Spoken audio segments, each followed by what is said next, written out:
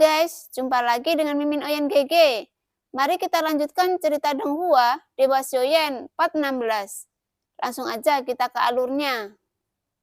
Setengah sosok dari pembangkit tenaga listrik Taishu sudah menghilang ke dalam balok. Namun pada saat ini, Xiaoyan masih di belakangnya dan hampir tidak mungkin untuk menyusulnya.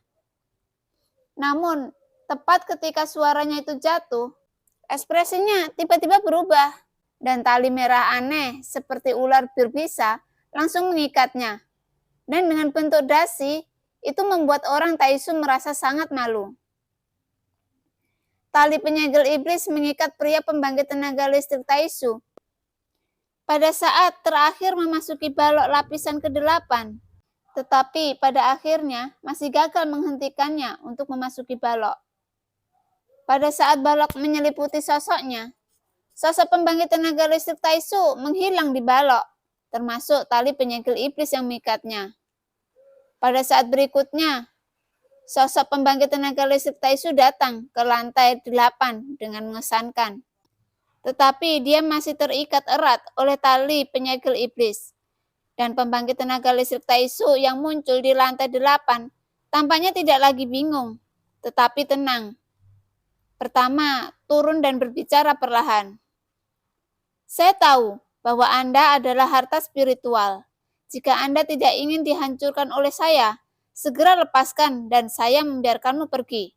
Dan kamu juga bisa mengikuti saya. Pembangkit tenaga listrik Taishu tidak secara paksa membebaskan diri. Itu bukan karena dia tidak ingin membebaskan diri, tetapi karena dia dalam kondisi yang sangat buruk saat ini. Lagi pula, di dalam baju besi ini, dia mungkin adalah makhluk abadi yang lemah. Xiaoyan, seorang dewa pertempuran dengan kekuatan abadi.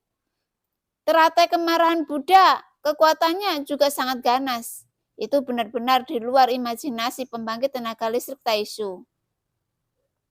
Oleh karena itu, ketika dia secara sembrono menggunakan pukulan terkuatnya untuk menghadapi Xiaoyan, dia juga menempatkan dirinya dalam situasi yang sangat berbahaya. Jika bukan karena perlindungan yang kuat dari armor dewa palsu, aku khawatir dialah yang berubah menjadi abu dalam konfrontasi pertempuran tadi. Luar biasa. Orang ini bisa bertahan hidup di bawah palu penghancur kekosongan. Sial, tidak heran 893 dan 927 dibunuh di tangan orang ini. Dia pasti meremehkan orang ini. Tapi saat ini tali iblis itu tidak berniat mengendorkan ikatannya. Pria kuat Taishu itu segera sedikit kesal dan berkata dengan marah, "Aku tidak akan memberimu wajah. Kamu tidak menginginkannya, bukan? Cepat, lepaskan aku." Tali penyegel iblis masih tidak bergeming.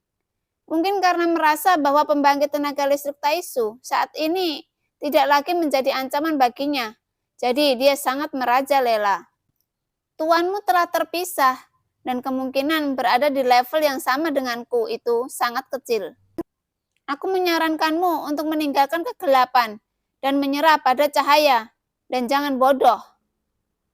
Orang kuat Taishu berulang kali membuka mulutnya untuk membujuk tali penyegel iblis, sampai setelah berbicara pada dirinya sendiri untuk waktu yang lama. Dia merasa sangat tidak berdaya. Bukankah kamu sedikit bodoh dan tidak mengerti apa yang saya bicarakan? Orang kuat Taishu berkata dengan marah. Begitu suaranya jatuh, tali penyegel iblis terbanting dengan keras, dan orang kuat Taishu hanya merasakan. Tulangnya berderak, dan armor dewa palsu di tubuhnya juga terasa sakit. Kamu memaksaku. Pembangkit tenaga listrik Taishu tiba-tiba melonjak marah. Dia tidak menyangka bahwa tali yang putus bisa menggertakkan saat ini. Semakin dia memikirkannya, semakin marah dia. Kekuatan keabadian langsung pecah ke tali penyegel iblis Kaifeng. Pada saat berikutnya, orang kuat Taishu mengguncang tangannya, dan kekuatan yang kuat bergegas keluar. Tidak peduli seberapa lemahnya dia tidak akan dikendalikan oleh tali ini. Hap, aku sudah mengatakan semuanya. Tuanmu tidak akan datang ke sini. Bahkan jika kamu tidak mengerti Aku akan menghancurkanmu hari ini. Pembangkit tenaga listrik Taisu segera mendengus dingin. Dia tidak bisa terjerat dengan tali iblis saat ini. Pembangkit tenaga listrik Taisu saat ini tampak seperti domba yang diikat dengan ikatan 5 bunga. Jika ada beberapa orang yang kejam melihatnya, saya khawatir dia akan segera ambil tindakan terhadapnya. Keadaan saat ini sangat buruk. Belum lagi sudah mencapai lantai 8. Bukan hal yang baik untuk dapat mencapai lantai 8 dalam waktu sesingkat itu. Anda harus menemukan tempat untuk pulih sesegera mungkin. Dan kemudian temukan beberapa kekuatan. Keabadian yang sedikit lebih lemah merebut kembali dan mengisi kembali kekuatan abadi yang sudah dikonsumsi. Untungnya, ada beberapa cadangan darurat kekuatan abadi, tapi saya tidak berharap itu akan digunakan pada tali yang putus. Ini benar-benar nasib buruk, kata pembangkit tenaga listrik Taisu dengan marah. Dan setelah selesai berbicara, kekuatan abadi mulai menyerang, terus-menerus ke arah tali penyegel iblis yang mengikatnya. Dan pembangkit tenaga listrik Taisu yang terikat erat olehnya, perlahan-lahan terlepas sedikit demi sedikit. Jika ini terus berlanjut, jika tali penyegel iblis sudah mencapai batasnya, itu mungkin bisa untuk menghancurkan tubuhnya. Jangan makan roti panggang dan makan meminum air. Hancurkan untukku. Orang kuat Taisu marah dan tali penyegel iblis putus sedikit. Dan sepertinya toleransi berada di ambang batas. Tapi sampai akhir, itu tidak membiarkan pria Taisu pergi. Artinya, tali penyegel iblis itu kuat. Bahkan jika dia mati dalam pertempuran, dia harus mencoba menjebak orang Taisu sekuat mungkin. Pada saat kritis ini, tali penyegel iblis tiba-tiba mengendur, dan dia dengan cepat melarikan diri dari pembangkit tenaga listrik Taisu. Setelah menemukan bahwa tali penyegel iblis secara sukarela melonggarkan ikatannya, pembangkit tenaga listrik Taisu sedikit terkejut sebelum menganggukkan kepalanya. Hampir saja. Jika Anda melakukannya lebih awal, mungkin tidak akan ada hal seperti itu. Dan jangan khawatir, saya akan memperlakukan Anda dengan baik di masa depan. Berbicara tentang pembangkit tenaga listrik Taisu, dia melihat ke arah tali penyegel iblis, dan saat dia mengangkat kepalanya, sosoknya tiba-tiba membeku. Karena sesosok muncul di depannya, tetapi saat ini tidak ada baju besi dewa palsu yang persis seperti dia. Tetapi 8 penguasa berat misterius yang sunyi di tangannya membuatnya mengenalinya secara sekilas. Orang kuat Taisu terhuyung-huyung beberapa langkah. Suaranya keheranan dan tidak bisa disembunyikan.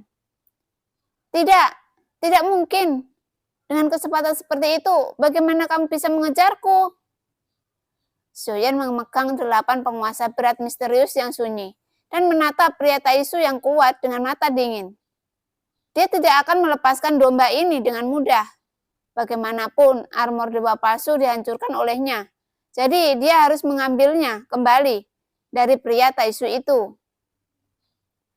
Apakah kamu percaya pada takdir? Suara rendah Xiaoyan keluar perlahan. Aku percaya, dasar kamu brengsek. Suara omelan pria kuat Taisu itu jatuh. Dan dia dengan cepat melarikan diri ke ujung yang jauh tanpa melihat ke belakang. Jelas, dia tahu situasi saat ini, dan tidak mungkin baginya untuk melanjutkan pertarungan dengan Xiaoyan saat ini. Orang ini kasar dan harus dibunuh. Setelah Xiaoyan selesai berbicara, sayap dewa bela diri mengembun di belakangnya dan menyapu ke arah pembangkit tenaga listrik Taisu yang melarikan diri dengan kecepatan yang sangat cepat. Pada saat ini, kecepatan pembangkit tenaga listrik Taisu turun tajam. Belum lagi tali penyegel iblis menyapu lagi dan mengikatnya lagi, membuat kecepatannya turun lagi. Sosok Xiaoyan terkondensasi di depannya dalam sekejap mata.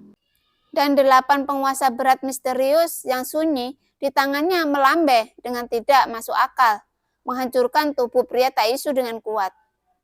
Dengan keras, sosok pembangkit tenaga listrik Taisu langsung jatuh ke tanah. Duar! Ada suara teredam lainnya. Seteguk besar darah menyembur keluar dari baju besi. Tapi itu belum berakhir. Ketika dia bereaksi, dia melihat sesosok api di atas langit menabraknya lagi. Dia dikejutkan oleh kekuatan tak terlihat. Itu adalah kekuatan jiwa ranah dari Xiaoyan. Dia masih mampu bersaing dengan kekuatan kuat yang dia miliki sebelumnya. Tetapi, palu penghancur kekosongan hampir membuatnya mati. Dan sekarang seharusnya dia tidak bisa lagi melawan pria Taisu. Dia merasa heran. Sekarang dia dipukul oleh jiwa ranah Xiaoyan. Dan tubuhnya tiba-tiba mandek. Dan dia terbungkus api, mengerikan, dan penguasa raksasa itu juga hancur.